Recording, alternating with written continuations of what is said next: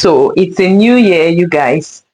Hi there, welcome back to the channel. Happy New Year to all of you blessed people and foodies. If you're on this channel, you're definitely a foodie because you love food or you love to hear about food or to watch about food.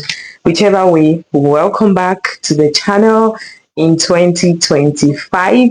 Today is the, I believe, 16th of January 2025. And as usual, I've been thinking about you. I've been thinking about your home. Like, how are things going? Have you decided to carry the same pattern of last year and the years before, where you will be deciding what to cook on the same day that you want to cook? We're going to abolish that. We are going to abolish that. So on this channel, you guys know I have videos where I share meal ideas. I love to share ideas on cooking because one of the things that frustrated me for a long time, being a mom and a wife, is what do I cook today? It's always very tiring to have to go through that. As I talk to you guys, I have my timetable, my breakfast timetable for this second term, and it's going to run for the whole second term. If I have to change anything, it's going to be based on, oh, maybe I have a lot of ripe plantains, so let's not eat what's on the timetable today, let's eat plantains. Do you have a timetable? I'm assuming that if you're watching this channel, you should have a timetable, whether you are married, single, singular, plural. It doesn't matter. You don't have to have a family. You don't have to have children to plan your meals. As a human being, you eat. If you are capable of cooking and being the one providing your food for the day, even if you're in your family house with your parents, you can advise your mom. Like, I feel like our mothers used to stress a lot. Like, they used to cook every day. Like, they used to cook every day, some of our mothers, and then they used to try to decide that morning. Sometimes before they are going to work, they are thinking, hey, what can I cook? That cannot be you in 2025. So today I've come with a list of delicious Cameroonian soups you can cook today, or tomorrow, or this week. Okay, but first you have to promise me that you're going to get a pen and paper, make a list. I have a video of 30 Cameroonian meals you can cook for 30 days without repeating. That's for a whole month. Okay, if you are that person that eats one meal, eats a contact today, tomorrow ekwang, tomorrow stew, tomorrow. If you don't like to repeat meals, for me, I cook a meal and we have it for 2 days, and I don't cook every day. If you have been watching this channel, you know that I batch cook, right? So if you don't have any of this, no timetable, no planner, no nothing, you want to promise that you'll get a pen and a paper and you would make a list, and you go back to my videos and look for the video where I which I titled 30 Cameroonian meals you can cook for 30 days. Look for that video. But now we are talking about soups. I have another one which is vegetable soups. This one I am going to be talking about runny soups, like soups that you would generally eat with rice, right? Soups like what?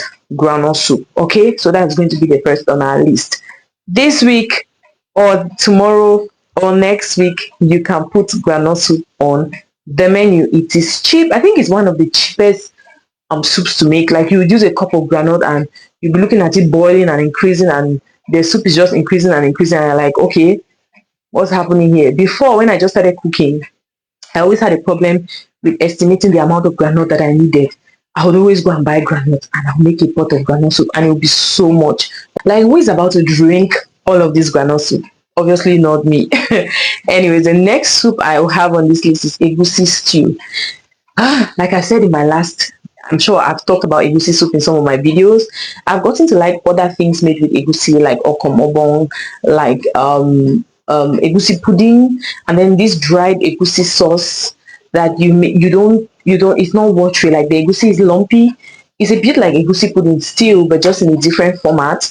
I'm going to like it more than egusi soup, and I think it's more so because my mom also does not like egusi soup, and she never really cooks it a lot. So it was that kind of soup that when they cook it, it's like punishment. So egusi soup, okay, you can add that, or maybe you can make a different variation. But because this video I'm talking about like runny soup, like soupy soup, I don't know, I think a lot of people don't know about egusi soup, like stew. Like, it's really runny. You put it on rice and you eat it.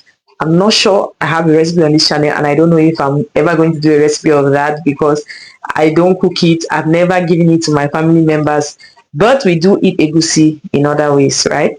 Next one is tomato stew. Of course, why not? Because tomato stew is one of the things you want to have on your list of soups that you can cook in this 2025, in this month of January, in the month of February, next week, today, tomorrow, cook it. Okay, the next one is pepper soup. Pepper soup is also a runny soup. It is watery, and I said earlier that most of these runny soups people eat with rice. Do you know I eat pepper soup with rice? And I know that I have some people who also eat pepper soup with rice. Leave it in the comment section if you do. The next one is going to be okra soup. Add okra soup to that list. Don't be confused. Don't wake up in the morning. You have to go to work. You close maybe at 3, 4. You're calculating, what am I going to cook? Or what is your help going to buy? So that when you come back, you just cook. Don't stress your life like that. Make this list every day. Every maybe Saturday, sit down and make a list and think, okay, this is what I'm going to eat for the whole this week. Like it saves you a lot of energy and time when you plan your meals ahead. Okay, so write it. Have you written it? I'm waiting for you to write it. Write it down. Okra soup. Have you written it? Put your full stop. Let's continue. The next one is going to be in bongo.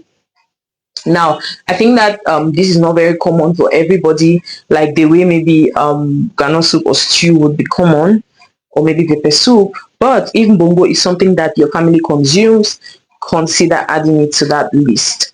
The next one, which I love a lot, jangsang sauce. How do I make my jangsang sauce?